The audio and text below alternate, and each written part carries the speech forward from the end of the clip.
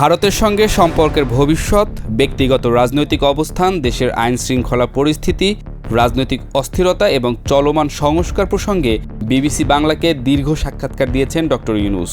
তবে তার বক্তব্য ঘিরে বেশ কিছু প্রশ্ন ও বিতর্কও তৈরি হয়েছে। অধ্যাপক ইউনূসের মতে বাংলাদেশ ও ভারতের সম্পর্ক স্বাভাবিক রয়েছে এবং দুই দেশ একে অপরের উপর ঐতিহাসিকভাবে নির্ভরশীল। তবে তিনি স্বীকার করেছেন যে মাঝখানে কিছু মেঘ জমেছিল, যা মূলত অপপ্রচার ও ভুল বোঝাবুঝির কারণে হয়েছে। এই বক্তব্য গুরুত্বপূর্ণ কারণ শেখ হাসিনা ক্ষমতায় থাকাকালীন ভারত বাংলাদেশ সম্পর্ক অত্যন্ত ঘনিষ্ঠ ছিল, কিন্তু বর্তমান সরকার আসার পর সেই সম্পর্ক কিছুটা নড়বড়ে হয়েছে বলে বিশ্লেষকরা মনে করছেন।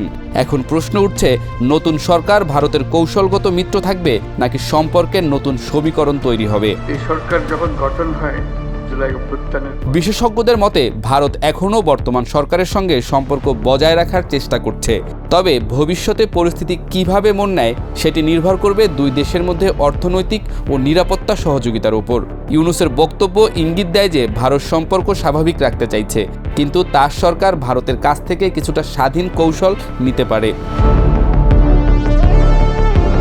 সাক্ষাৎকারে ইউনূস দাবি করেন, ক্ষমতাচ্যুত আওয়ামী লীগ দেশে অস্থিরতা তৈরির চেষ্টা করছে এবং তাদের নেতৃত্ব সর্বাত্মকভাবে দেশকে আনসেটল করার পরিকল্পনা করছে।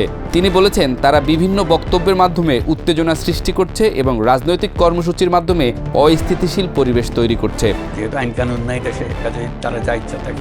এই বক্তব্যের দুটি দিক বিশ্লেষণ করা জরুরি।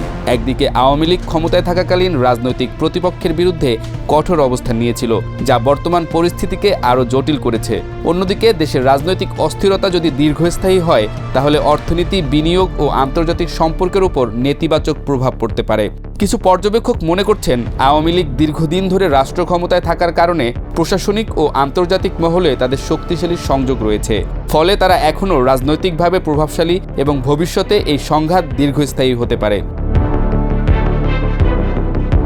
সাক্ষাৎকারে অধ্যাপক ইউনূস স্পষ্ট করেছেন যে তিনি রাজনীতিতে নেই এবং এটিকে তার কাপ অফ টি মনে করেন না।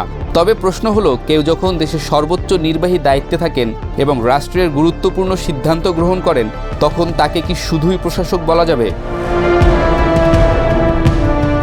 বিশ্লেষকরা বলছেন, যদিও তিনি সরাসরি রাজনীতিতে যুক্ত নন, তার বর্তমান ভূমিকা অনেকটাই রাজনৈতিক।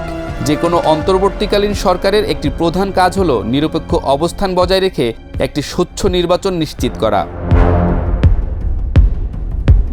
এছাড়া তার সরকারের সংস্কার পরিকল্পনা, বিভিন্ন রাজনৈতিক দলের সঙ্গে সম্পর্ক এবং ভারতের সঙ্গে কৌশলগত মিত্রতা গড়ার প্রচেষ্টা এসবই রাজনৈতিক কর্মকাণ্ডের অংশ। তাই রাজনৈতিক অভিলাষ না থাকলেও বাস্তবতা বলছে তার অবস্থান সম্পূর্ণ অরাজনৈতিক নয়। বর্তমান সরকারের নেতৃত্বে বাংলাদেশ একটি নতুন রাজনৈতিক পরিস্থিতির মুখোমুখি হয়েছে। একই সঙ্গে আওয়ামী লীগ এখনও রাজনৈতিকভাবে সক্রিয় এবং তারা অস্থিরতা তৈরি করছে কিনা সেটি বিতর্কের বিষয়। অধ্যাপক ইউনূস রাজনীতি করবেন না বললেও তার নেয়া সিদ্ধান্ত ও ভূমিকা দেশের রাজনৈতিক কাঠামোকে দীর্ঘমেয়াদে প্রভাবিত করবে।